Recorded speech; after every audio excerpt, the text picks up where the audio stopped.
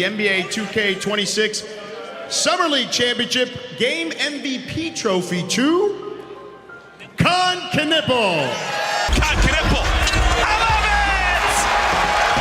Wonderful team basketball. How good is Knueppel, actually?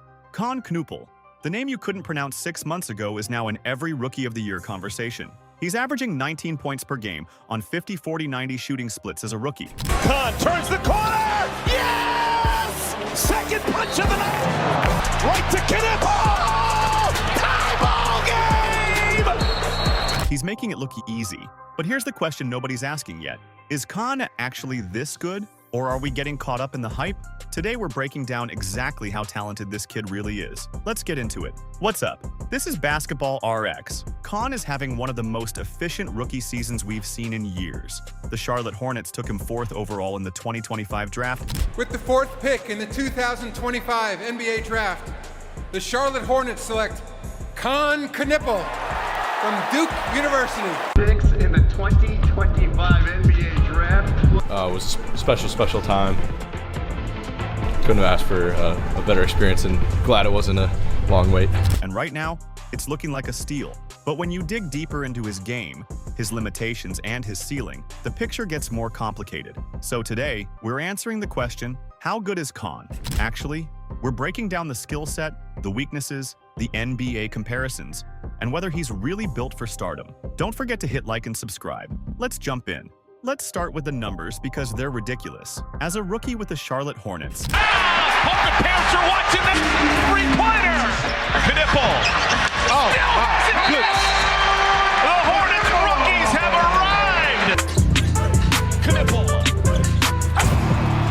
Knueppel. Khan is averaging 19 points, 5.5 rebounds, and 3.6 assists per game. But here's what makes it special. He's doing it on 48.5% from the field, 42.4% from 3, and 89.7% from the free throw line. That's basically 50-40-90 splits. As a 20-year-old rookie, for context, only a handful of players in NBA history have shot 50-40-90 in their rookie season. We're talking about elite company, and Khan is doing it while taking over 8 three-pointers per game and playing 33 minutes a night. He's not just a shooter either. He scored 20-plus points in multiple games this season, including a career-high 34 points against the Mavericks, where he went 8 for 12 from 3. He's also dropped 30-plus in his hometown of Milwaukee.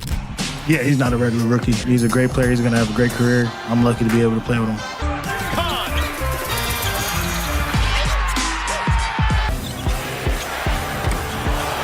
Right to Knueppel. Tie ball game.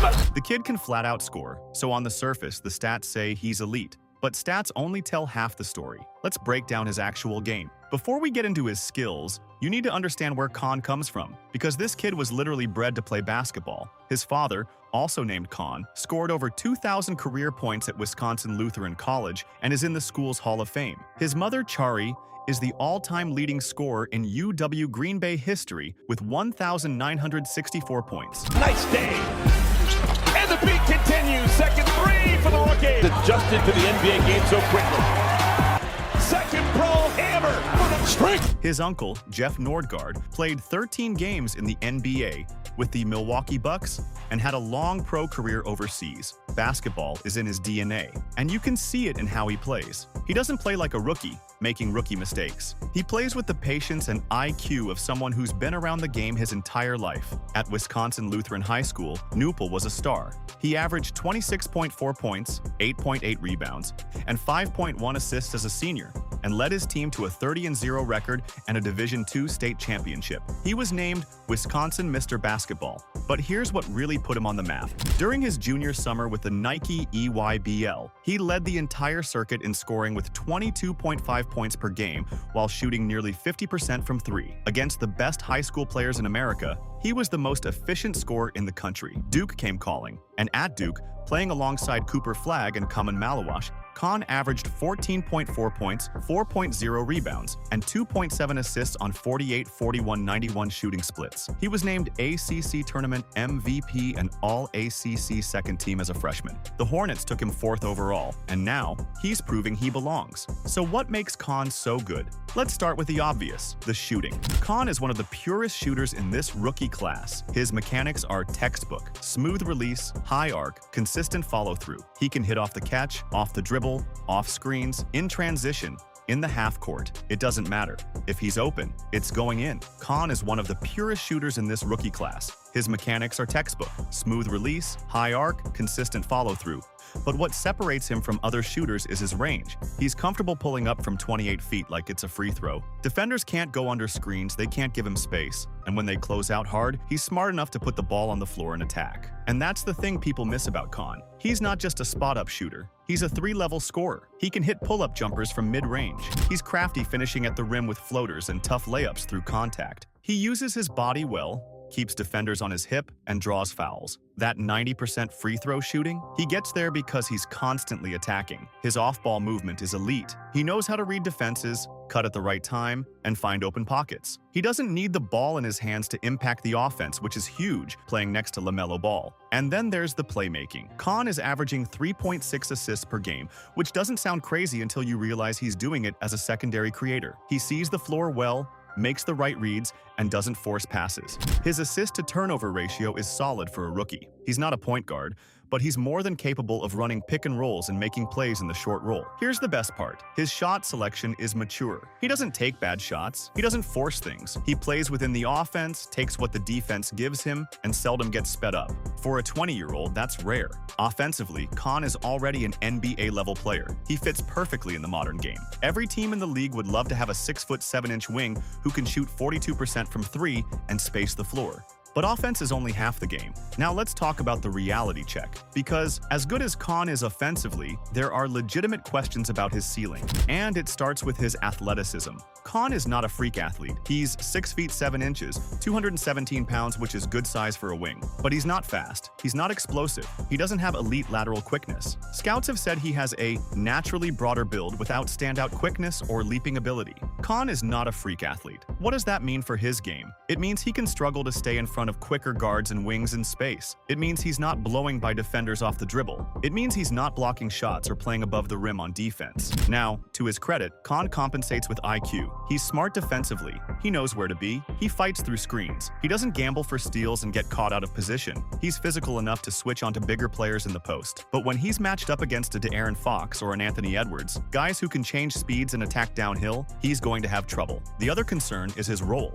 Right now, Kahn is thriving as a complementary scorer. He's playing next to LaMelo Ball, who handles the ball, creates for others, and draws defensive attention. Kahn gets to play off that. He gets open looks. He operates within a system. But can he be the guy? Can he be the primary option on a good team? That's where the questions start. His handle is solid, but it's not elite. He can create his own shot, but he's not breaking down defenses consistently. His playmaking is good, but he's not running an offense at a high level. This is where the comparisons matter. Scouts compare him to guys like Grady Dick, Doug McDermott, Corey Kispert, and Sam Hauser. All good players, all shooters who can contribute to winning basketball. But none of them are all-stars. None of them are building blocks for a franchise. And that's the question with Kahn. Is he a really good role player, or can he become more? Let's talk about who Kahn actually plays like, because the comparisons tell you a lot about his ceiling. The most common comp is Bojan Bogdanovic. Same size at 6 feet 7 inches, similar weight around 220 pounds. Both convert on nearly 40% of their three-point attempts. Neither is exceptionally quick, but they can work on the outside and stretch defenses. But here's why Kahn might be better than Bogdanovic: his playmaking. Bogdanovic was never much of a facilitator. Kahn already shows better vision and feel for creating for others. That's a meaningful difference. But here's why Kahn might be better than Bogdanovic: his playmaking. Bogdanovic was never much of a facilitator. Kahn already shows better vision and feel for creating for others. That's a meaningful difference. Another comp is Sam Hauser. Hauser is shooting 42% from 3 for the Celtics and has carved out a real role as a floor spacer and movement shooter. But Hauser went in the second round. He's a role player, not a building block. If Knueppel's career looks like Hauser's, is that a win for the 4th overall pick? Some people see Corey Kispert. Kispert is a solid starter who can give you 13 to 15 points a night, defend well enough in a system, and knock down open threes. But again, he's not a star. Here's the optimistic comp: a less athletic but smarter Klay Thompson. Hear me out. Klay wasn't a primary creator either. He thrived playing off Steph Curry, but Klay's shooting, movement, and two-way ability made him a Hall of Famer. If Khan can become an elite shooter who also develops into a solid defender, maybe he can reach that level, but that's best-case scenario. Realistically, Khan projects as a high-level starter. A guy who can give you 16 to 18 points a night, shoot 40% from 3, make the right plays, and contribute to winning. That's valuable, but it's not a superstar. So, how good is Knueppel actually? Here's the truth. He's really good, but he's not going to be a superstar. And that's okay. Khan is going to have a long, productive NBA career. He's going to make a lot of money. He's going to help teams win games. He's the kind of player that every contender wishes they had. Elite shooting, high IQ, doesn't need the ball to impact winning, plays the right way. That's incredibly valuable in today's NBA. But his lack of elite athleticism and his limitations as a primary creator cap his ceiling. He's not going to be the best player on a championship team. He's going to be the third or fourth option, the guy who spaces the floor, knocks down big shots, and makes winning plays. And you know what? That's still a great player. That's a 10 to 15-year career. That's all-star potential if everything breaks right. That's someone you're happy to have on your team. The Rookie of the Year race is real. Cooper Flagg is putting up crazy numbers for the Mavericks, but Khan's efficiency and two-way impact keep him in the conversation. If he keeps shooting 50, 40, 90, and the Hornets make a playoff push, he's got a real shot. Long-term, I see Khan as a multiple-time All-Star, not a perennial All-Star, but a guy who makes it 2 to 3 times when the stars align. I see him as a 20-point scorer in his prime. I see him as someone who gets a max contract extension and lives up to it. Is that what you want from the 4th overall pick? Maybe not if you're looking for a franchise-altering superstar, but if you're looking for a foundational piece who fits the modern game and helps you win for a decade, then yes, Khan is exactly what you want. The big question now is, can the Hornets build around LaMelo and Khan? Right now, Charlotte is 24 and 28. They're fighting for a play-in spot. LaMelo is having an MVP-caliber season, averaging 31 points per game. Khan is giving them efficient scoring and spacing, but they need more. If Charlotte can add another star in the draft or via trade, this team could be really good. LaMelo as the primary creator, Khan as the elite shooter and secondary scorer, and one more all-star level player. That's a playoff team in the East, maybe more.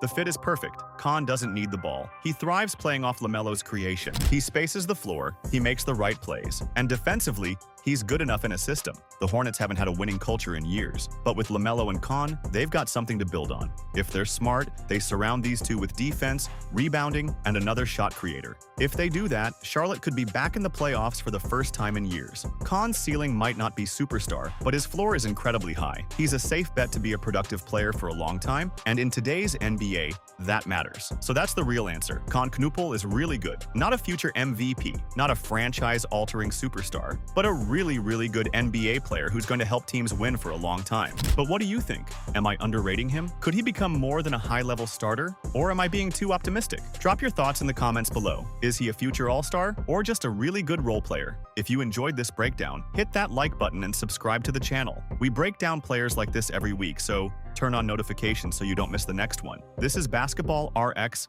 and we'll see you in the next one.